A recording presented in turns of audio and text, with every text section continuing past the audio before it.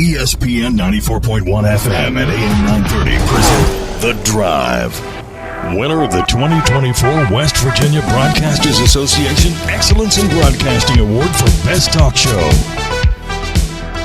It is Tuesday, June 11th. Your drive begins now on ESPN 94.1 and AM 930. I'm your host, Paul Swann.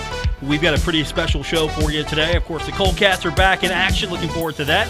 We'll go on the air at 6:50 here on ESPN 94.1 and AM 930. And in the next few minutes, we're going to be speaking with the new head coach of Rio Grande University, Quincy Wilson. He was named the head coach today, so he's joining us about 5:15. So we'll be talking to him. And, of course, one thing that came out just a few minutes ago I really want to touch on because I'm surprised this already hasn't happened, but Marshall University's fountain is going to be nominated to the National Register of Historic Places. So the Archives and History Commission, West Virginia Archives and History Commission, we're going to meet at the university on Thursday.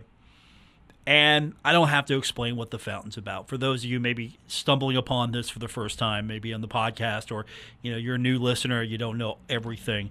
The fountain was created in memory of the 75 individuals that were lost in the 1970 Marshall plane crash. It was dedicated in 72. I think that's one thing that maybe gets lost sometimes. That fountain ceremony isn't 50 years old or 20.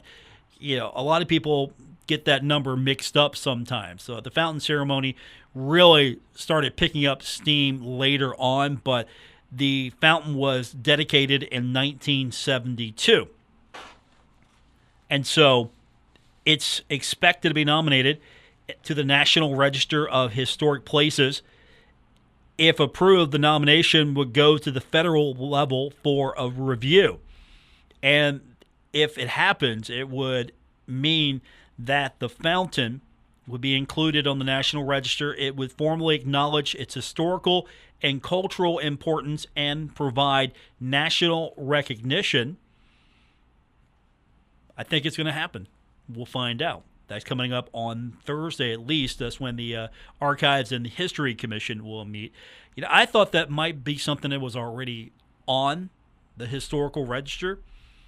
I would love to go back and maybe take a look at what in the area is exactly on that register. I know there are a lot of things in the area that should be included and are included, but I honestly, maybe I just assumed that this was something that was already recognized as a historic. Maybe it's just because we think it's historic, and that could be it. Sometimes, our importance we place on a thing maybe isn't recognized nationally. Some people, it comes up from time to time. Some people question why the fountain ceremony is still going on. Sometimes people wonder, well, why are they still doing this? That thing happened over 50 years ago. And you got to explain, well, this is what this is about. It's a student-led organization that's leading the charge, organizing this. And there's a ceremony to acknowledge the tragedy, to turn the fountain off, and then there's a ceremony to turn the fountain on to acknowledge where the program has come since that tragedy. And it is something that's built in the fabric of Marshall University. You got to explain that to people sometimes. This might make it a little bit more of a national story, not to the fact that, I guess what I'm trying to say here is, just to pay proper respect to this thing, is that the fountain would be recognized nationally, and so it would be something that story would be told and perpetuated beyond the Marshall community, beyond the football community. It would be something that's built even more into the fabric of West Virginia, of history. Of course, when things go out to kind of promote places, like, hey, here are some places that are on the National Registry of Historic Places. I'm not saying we're turning this into a tourist location, but it's an educational opportunity, is what I'm looking at, the angle I'm trying to get across here. This is something that could be huge for Marshall from the standpoint that this would be acknowledged, and then you would recognize what this is, the significance of it on a national level, and it would be something that would definitely generate more of a education. I think that's where I'm trying to go with this here. So I'm interested to see how far this goes. I'm glad we got a hold of this one before we went to air, but that's what's going to be happening. The fountain, which is a symbol for a lot of us. There are a lot of people who are never involved with Marshall University, and when they experience that, they understand a little bit more. There are people who have been around before the fountain even came online. And there are people that are still to this day impacted and touched by what happened on that tragic date in 1970 to this day. Now, as we grow further and further and further from the events, and you want to never understand, I guess you never want to understand a day where it's just like, okay, that's the fountain. I don't want to understand how that happened. Because I don't want that to happen. Like, here, what's this fountain? What's the significance of this? We turn our attention to football when we continue. Quincy Wilson's going to join us. University of Rio Grande announcing their new head coach, and the former West Virginia University standout is getting a chance to be the head coach of the program. 2025 is when football returns to Rio Grande. And the Weirton, West Virginia native will be on the sidelines as the head coach. Quincy Wilson joins us on the other side of the break here on ESPN 94.1 and AM 930. You're listening to The Drive with Paul Swann on ESPN 94.1 and AM 930. Winner of the 2024 West Virginia Broadcasters Association Excellence in Broadcasting Award for Best Talk Show.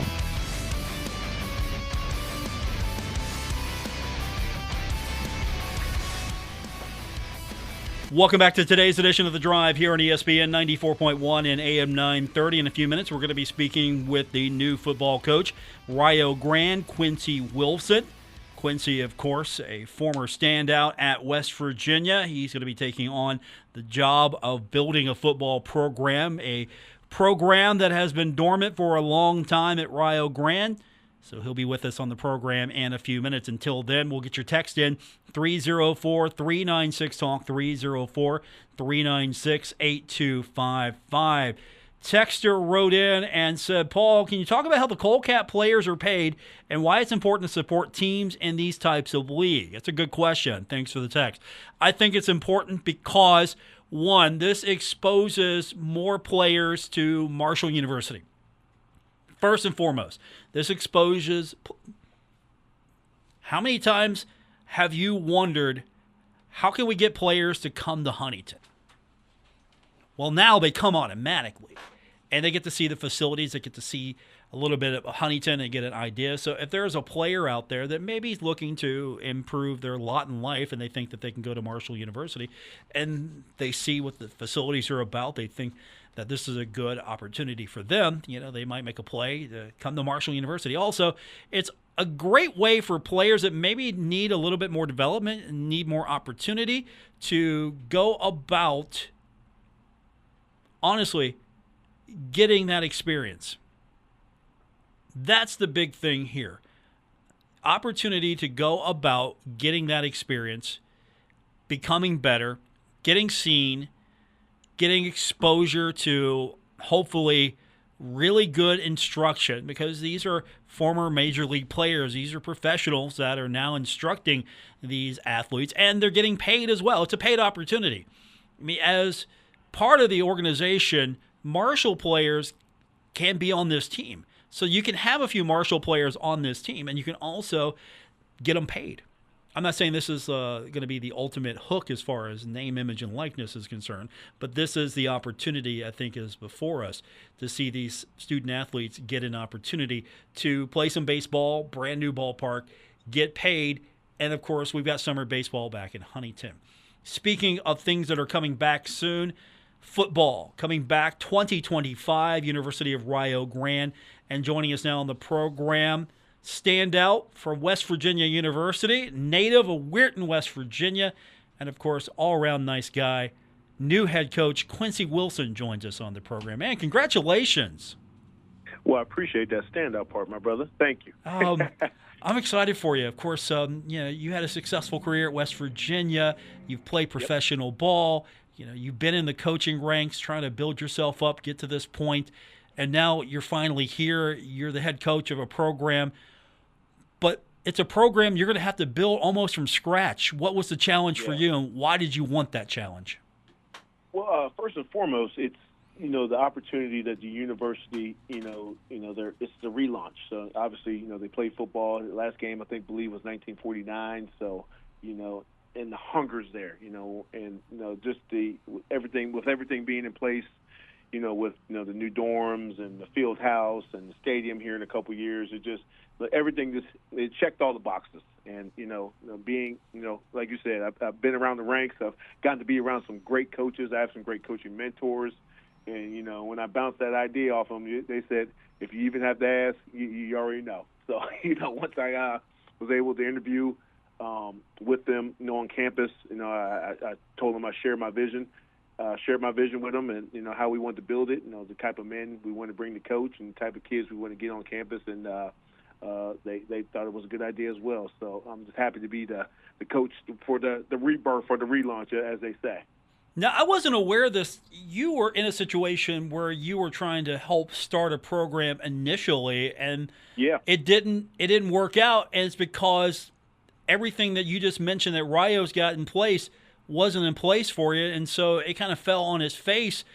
What'd you learn from that experience, knowing that it's not easy to start a program, and if you don't have everything in place to begin with, it's not going to just manifest? Exactly. It's not just one of the things that, people just jump aboard. I think they like they said, they had a search committee and they've been in this process for 2 years. So, asking people, with the band and the cheerleaders and, the whole experience, it's going to be, college football. We're going to be in the Appalachian Conference, some great teams there. So it's just all around, just the pure excitement for it. The community, we're a small community, but yet, there's so many surrounding areas that are going to grab a hold of this, and that's probably even more exciting. You're in a good situation as well because you're closer to home. I mean, it's not exactly home, but it's close.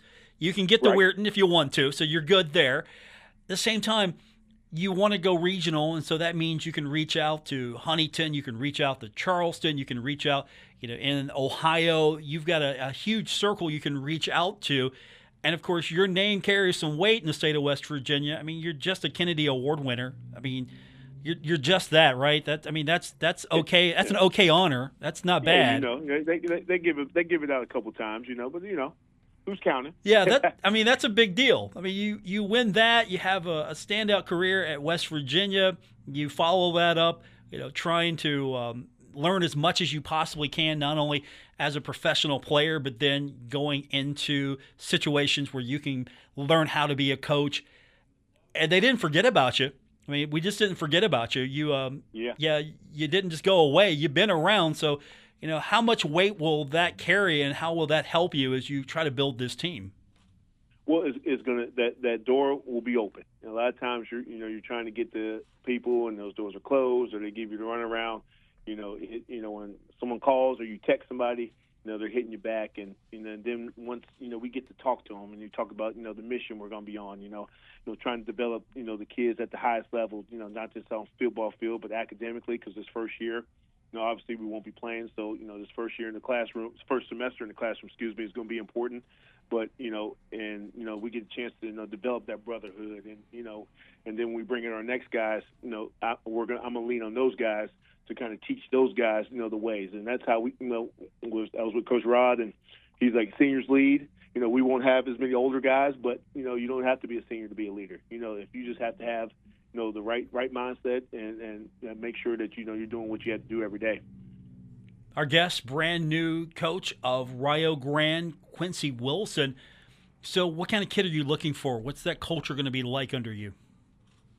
Well, like I said, hard workers. I want team captains. I want, me guys. We're gonna, we want the, obviously, the standard, is graduation. I want guys that are educational minds, because this is still higher education. And I think, if you set that bar early, it doesn't, it kind of rank supreme, and then, and letting the guys know that, hey, we may be starting, but from day one, I'm trying to compete for national and conference championships. There's a lot of guys out there. There's a lot of good kids, that are looking for homes or good kids. We're lucky. The state of Ohio, there's 600 schools that play football. So there's going to be a lot of kids just looking for those kids that want to create their own legacy and want to be a part of something great. I've gotten emails about kids that say, "Coach, I just want to be a part of something new, something different," and and that's the excitement we're looking for this generation coming up. What's the challenge is going to be? You're building not only a new program, but you're in an age now where name, image, likeness, and the landscape is changing from even when you played. So what are those challenges going to be like for you as you try to start this program? Well, we are a little behind the eight ball as far as timing. Obviously it's June, and by the time we get the staff in here, and all we get to, we actually get rolling. We're going to be staring down the barrel, as school starts here in August. So I think that just the timing of getting kids in, but again, we're not playing this year, so obviously we're going to be trying to just really just connect with these guys, these coaches and these people around here that hey, what's he doing? Where does he want to go? Let's get him on campus. Let's do that. The school's really pushing for the get the numbers up, get the enrollment up. And I think with football, and I think with starting a band and all this, we already have a bunch of sports on campus now. I think we're just another piece to the community that is going to help. But the challenge, there'll be challenges even if this was in January. So I look forward to that, and I'm just ready to get started, if you know what I mean. I've been sitting on this for a couple of days, and anyone who knows me, secrets burn right through me. So I'm glad we finally got to announce it, and now we can start day one tomorrow, and then get rolling there in the office. What do you mean day one tomorrow? I know you. You're probably wanting to start now, and your phone's already blowing up. Oh yeah, exactly. I'm ready to roll, and like I said, I've been talking to people. Like I said, I probably won't be able to answer my phone after I hang up here, but that's good. Like you said, that to feel that love and that energy. Like you said, I've been around, but people still follow you. Hey, I wonder what he's doing, and thank God through social media you can keep up with everybody. So when this hit today, it was exciting to see the people reach out, especially my old teammates and old coaches, and it's just exciting, and I'm just ready to make them proud. So day one is tomorrow officially. So what do you do first thing day one?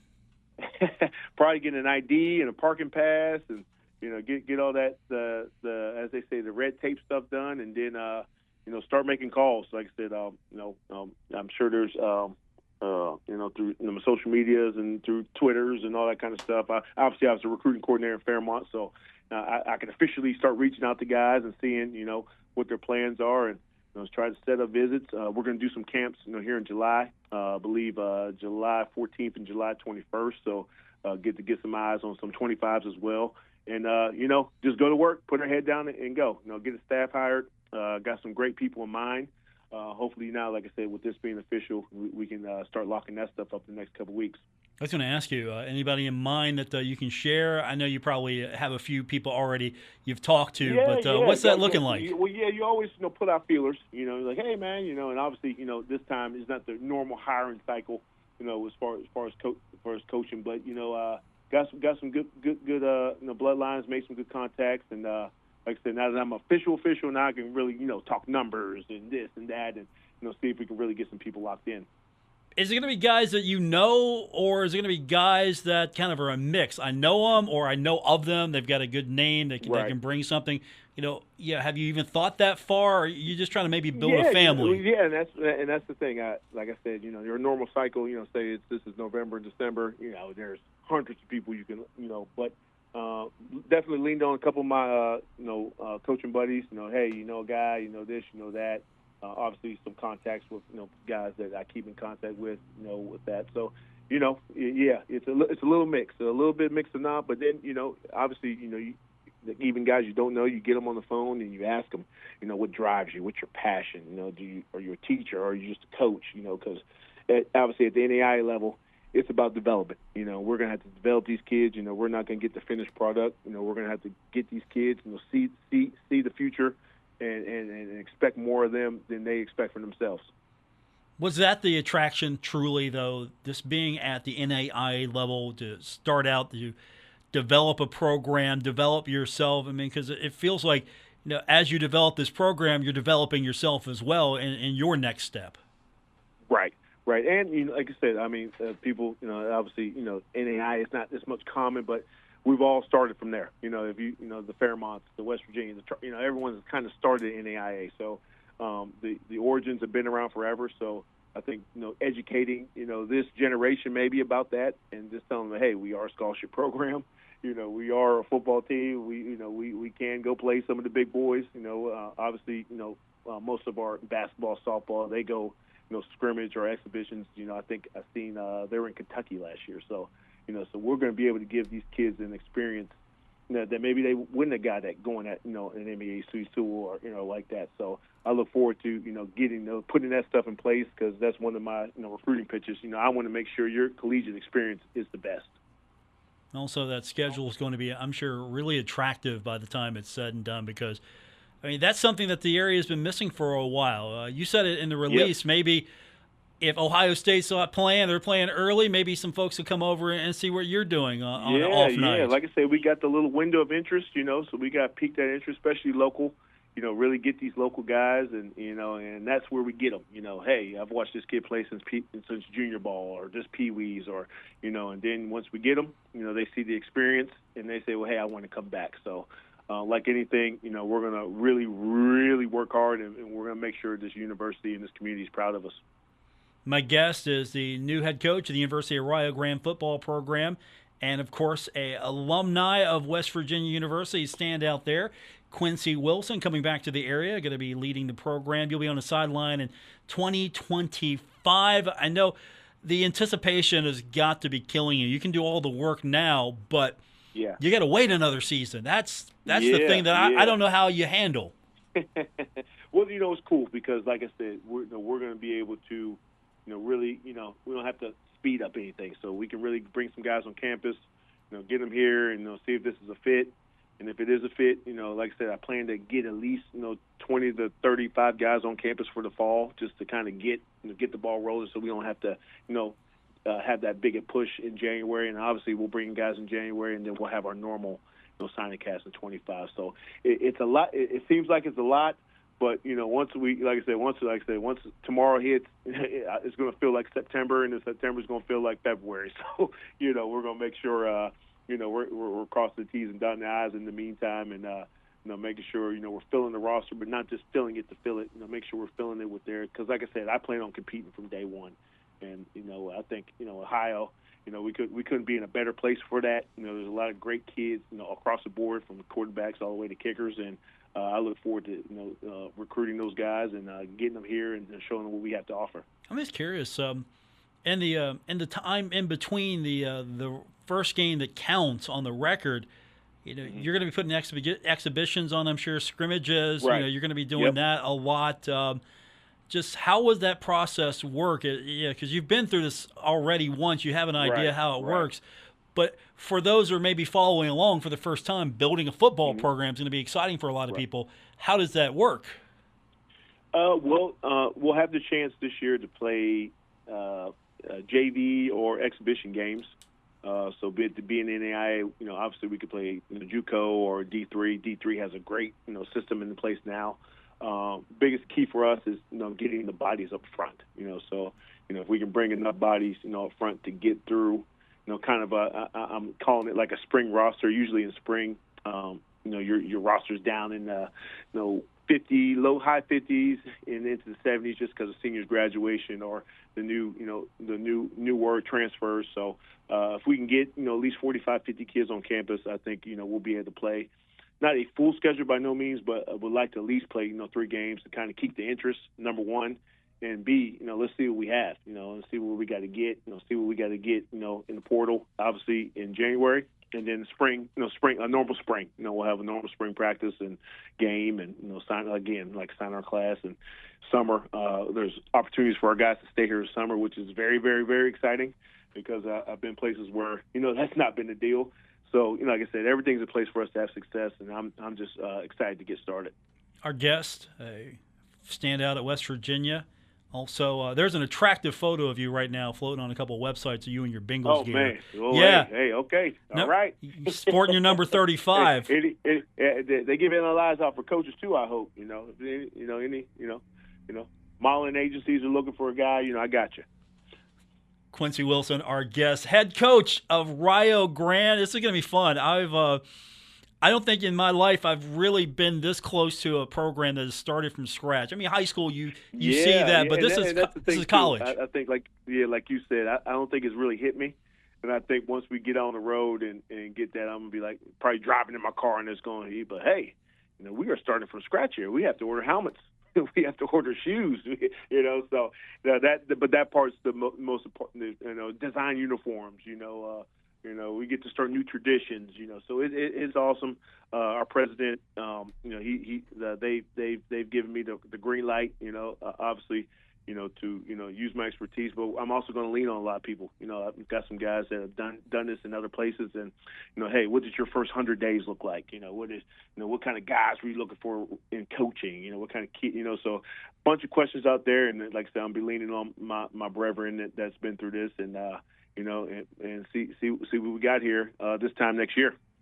So what's those uniforms going to look like? I know I've seen them already, some of them, but you got to put your own flair on it, right? And I asked them, was that the design? I think that was just one of the ones they gave them. So we got some good color setups, obviously red, black, and white. So with some different things. We're in Nike school, so I'm sure they got tons of different ideas. So I look forward to sitting down with those guys and ironing that stuff out. See, that's important. The brand is important. Nike school. Oh, that's the first thing they ask, And I always tell people that, with football, usually, with basketball or baseball, they just want to know, hey, where are we playing or who are we playing against? But football players, what does your weight room look like?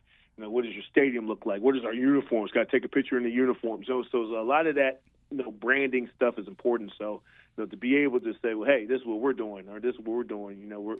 It's going to be there's going to be a lot of guys it's going to be hard to turn us down. I tell you that. Quincy Wilson, our guest. Congratulations! This is exciting. I know there's a lot of great people connected with this university, and you got a great foundation to work from. And I wish you nothing but success, and I look forward to the upcoming season. I look forward to getting back on with you again and kind of updating you, as they say, on where we're at and getting out in the community. Look forward to meeting all these great people, and we're fired up, and let's get to work. Congratulations, and just make sure to charge your phone because I know it's blowing up right now. Yes, sir, definitely. Thank you again, man. Thanks, Quincy. Appreciate it. Appreciate you guys. Have a great day. That is Quincy Wilson. He's the head coach of the University of Rio Grande. The football team will take the field in 2025. The former Bengal, former Mountaineer. He wore number 35. I had to educate our intern, Mr. Ben Anderson, who's a Bengals fan, by the way. I'm like, hey, Ben, we got Quincy Wilson on the show today. He's like, who? I'm like, come on, man. Don't you know Quincy Wilson? Wore number 35 for the Bengals. So Ben had to go look all that up. He's 20. We can forgive him. He's 20. His football IQ is up there, but he doesn't go back as far as some of us do. We're educating him as we go. All right, let's get your text in, 304-396-TALK, 304-396-8255. More coming up. Today's edition of The Drive on ESPN 94.1 and AM 930. This is The Drive with Paul Swann on ESPN 94.1 FM and AM 930. Welcome back to the Tuesday, June 11th edition. This is The Drive on ESPN 94.1 and AM 930. Our text line this hour is 304-396-TALK, 304-396-8255. From our text line, texter says, best of luck, Quincy. I remember the run. I hate everything that has hurricane in it, even a town in Putnam County. Appreciate that text. How do you hate hurricane? I can't hate hurricane, can you? I don't hate hurricane. I mean, if they're playing a football team that you are rooting, for, like say Cabell Midland, I get that. I understand that. That's okay. If like Huntington's playing Hurricane, and you're not from Hurricane, you're rooting for Huntington, you can hate Hurricane. Okay. If you're from Hurricane though, and you're playing Huntington, you can hate Huntington that day. That's fine. Those are acceptable situations. It's okay. I don't hate Huntington. I don't hate Hurricane. Come on. We don't hate anybody here. Hate is bad. We don't do that here. 304-396-TALK, 304-396-8255. Doc Holliday's from Hurricane. Love Doc Holliday. I know that's some of you don't. I like Doc Holliday. Coldcats are in action tonight, taking on the Greenville Flyboys. The Coldcats are 9th in league in runs scored at 10. They have not hit a home run yet, so we're keeping track of that. The Coldcats are number 1 in ERA at 3.82. Number 1 in least runs allowed at 15. Number 1 in least walks allowed at 21. So they're doing all right. We've got the game for you coming up tonight right here. ESPN 94.1 and AM 930. Pulaski taking on Kingsport at 7. It'll be Bluefield taking on Johnson City at 7. Bristol and Danville also at 7. And then Burlington and Elizabethton also at 7 o'clock. The West looks like this. Bristol 4-1. Then the Flyboys 3-1. Appalachian League East looks like this. Bluefield 4-1. Pulaski 3-2. And then Danville and Tri-State both tied at 2 games apiece. Of course, the game on Sunday rained out for the Coldcats, so they had to settle for a 2-game sweep. We went a little long with Quincy. That's okay. It was worth it. Quincy, congratulations to him. Quincy Wilson, the new head coach of the Rio Grande football team. We will come back and we'll have a little bit more time for you. Text lines 304-396-TALK, 304-396-8255. A lot of things going on. We'll get you updated. We'll also tell you about our next guest coming up tomorrow. We'll do that when we continue on this edition of The Drive, ESPN 94.1 and AM 930. This is The Drive with Paul Swann on ESPN 94.1 FM and AM 930. Final segment. Everything's clear and free. We are set to get your text in 304-396-TALK, 304-396-8255. So we'll have open text the rest of the way. Let's get you caught up on everything that's happening surrounding the Thundering Herd. Ari Agnes is going to be with us tomorrow. We're going to talk to her about 5:30. The schedule's out. Tickets are on sale now. So the volleyball team in action sooner than you think. And it's going to be interesting how they're pricing these tickets. 10-game home slate, $25 per seat. With the purchase of their family pack, you can get courtside seats as well, start at $200. Ari's going to be with us tomorrow, so we'll talk to her, get a rundown on everything that's happening with the volleyball team. But everything gets underway August 17th with the green and white scrimmage. So looking forward to that. Tomorrow is going to be interesting as well because I'm heading over to Marshall tomorrow. There's going to be a media availability for us. I don't know exactly who we're going to get a chance to talk to. A couple of coaches, I believe, we're going to get an opportunity to catch up with. We're going to hear a little bit from Christian Spears tomorrow. So that's coming up tomorrow. So we'll have that tomorrow, first half of the show. Hope to have a quick word with Christian as well after we're done with the event that we're attending tomorrow. So we'll have his comments tomorrow on the program. It's going to be the first half of the show, and then Ari's going to join us. Anything in particular that if I get a chance to ask him that's reasonable, would you like me to ask Christian Spears if I'm able to do it? If it's outlandish, I'm not going to do it. But if there's something that's maybe interesting you that is appropriate, what would you like me to ask the athletic director? Free opportunity here. I know some of you sometimes on other social media outlets are not fans of what questions are asked to these people. And so here's an opportunity. You can maybe get one or two of those in. So I'll open that up for you. What would you like to ask? You can text that in 304-396-TALK, 304-396-8255. I'm going to qualify those, though. If you text that in, I'm going to mention, if I get a chance to do that with him, that these are from listeners that would like to know. So here's your opportunity. You can also hit me on X, formerly known as Twitter, at Paul Swann, with some of those questions as well. So what would you like me to ask the athletic director at Marshall University? Anything in particular? And again, come on, let's be reasonable about it. Let's not ask something like, when are you going to fire so-and-so? No, I don't want any of that stuff. No, none of that. We're gonna ask constructive questions tomorrow. So that's what's coming up on the program. Something else that's coming up soon, we're going to try to get Johnny Buckets on, because heard that is starting to make more announcements. We're going to be following along. We know that Hassan Whiteside, as of this show, not on heard that. Oh, man, that would have been great. Wouldn't it? Hassan Whiteside just throwing things out, rim protector, just get that junk out of here. That would have been sweet to have Hassan Whiteside in a heard that uniform. So we'll get a little bit more of a rundown on what we can expect from heard that. I'm excited about that. A couple of signees in some different sports. Let's get you caught up on that. Women's soccer. Caroline Falco is joining the soccer team from Portugal.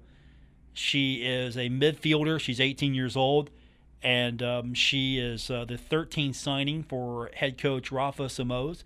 Also, track and field announcing the signing of Christian Childs from Missouri. And softball confirmed on X the signing of, this is the big one here today. Not to rank all of these, but this is the big one. Signing a Penn State transfer, Paige Maynard. Paige Maynard, transfer from Penn State, getting to come back home to West Virginia. She's out of Shady Springs, West Virginia. Played for Shady Spring High School, and she was pretty good at Penn State. Not bad at all. So, Big Ten Freshman of the Week, had 27 appearances, 11 starts. Highly regarded in high school. So she's confirmed on X, formerly known as Twitter, coming to the Thundering Herd. Now, we got action coming up the rest of this week. We've got Coldcats baseball, of course, taking center stage for the next few days. But we'll be keeping an eye on what's happening with the NBA Finals and the Stanley Cup. Stanley Cup, 2-0 deficit now for the Edmonton Oilers as the Panthers get the win 4-1, Game 2 of the Stanley Cup Final. And, of course, we'll have, hopefully, a comeback from the Dallas Mavericks. Dallas taking on the unstoppable Boston Celtics. That's going to be on our sister station all this week, Cat Sports 93.3 and 1340. So we got a lot of sports coming up that we're going to be keeping an eye on. Some of those will be on our sister station. Some of those will be right here. Here's an interesting question that came from the text line. This is a question for Mr. Spears. If I get a chance, I will ask this. With the NCAA now allowing P5 programs to put $20 million into name, image, and likeness, with the finances of the university, how does this impact the athletic department's budget? And how do you plan on adjusting the budget to be able to afford the NIL deals to keep up with the rest of the programs in the country? That's a good question. I'll try to get that in. If not in the open session, I'll try to ask that of him in a one-on-one. Again, that's opportunity I'm going to have tomorrow with the other members of the media. So I'll try to get that one in. Also, this came from the text line. How have you handled the scheduling gaps in future non-conference play with football? Interesting questions. Yeah, that's a good one there as well. I appreciate that. How does that work? I mean, are you looking for the money game? Are you looking for more home games? What's going to be the philosophy? I think with this program, the philosophy almost has become, okay, we're going to play. We're going to go take on the best. Non-conference might get a little tougher. You know, some schools want to balance it, have winnable games. Some schools want to have more home games.